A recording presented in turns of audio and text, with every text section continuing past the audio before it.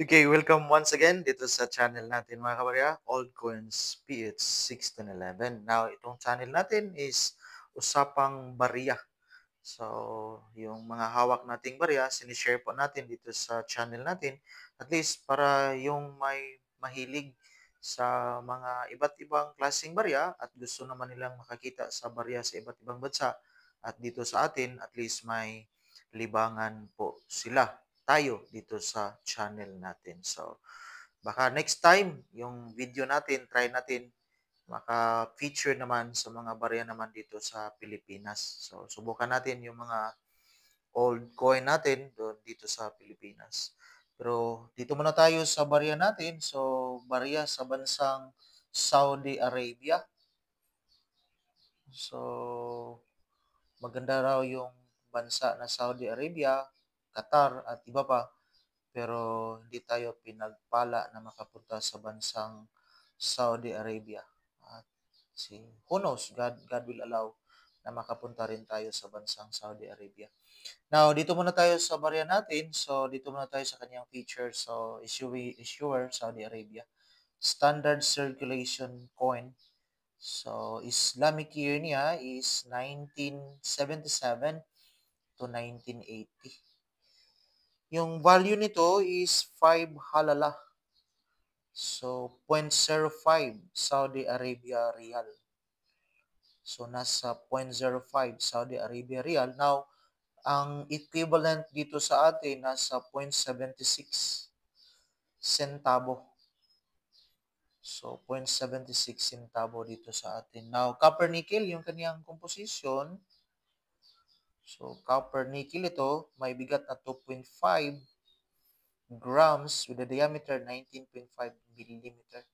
Thickness naman niya is nasa 0.95. Now, dito tayo sa kaniyang obverse. So, ito yung obverse sa bariyang ito. So, coat of arms of Saudi Arabia, cross swords. So, ito yung palatandaan natin na cross swords below palm tree. With legend naman niya.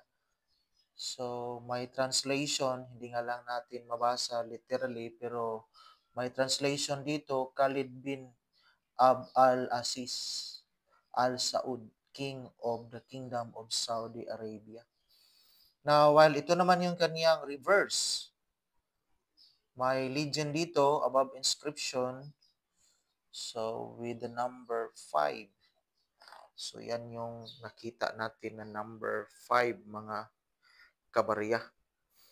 Now, try natin tingnan, at least may idea tayo dito sa sources natin para may comparison tayo. Dito kay indatnomista.com. So, may mga value quotation dito si Indatnomista. So, ito yon 1977, nasa 20 million frequency. O, dami sa kanang na-produce. 1980 naman, walang nakalagay pero 70%. So, mababa lang. Nasa 53. Dito uncirculated. Dito mataas 100.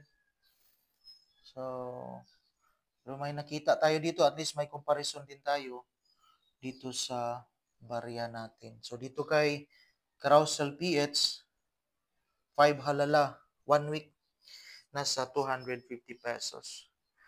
Depende kasi yan mga kabarya pag yung seller. Depende kasi yan sa seller. So, pag may value sa kanya, pag kailangan niya ibenta, mataas.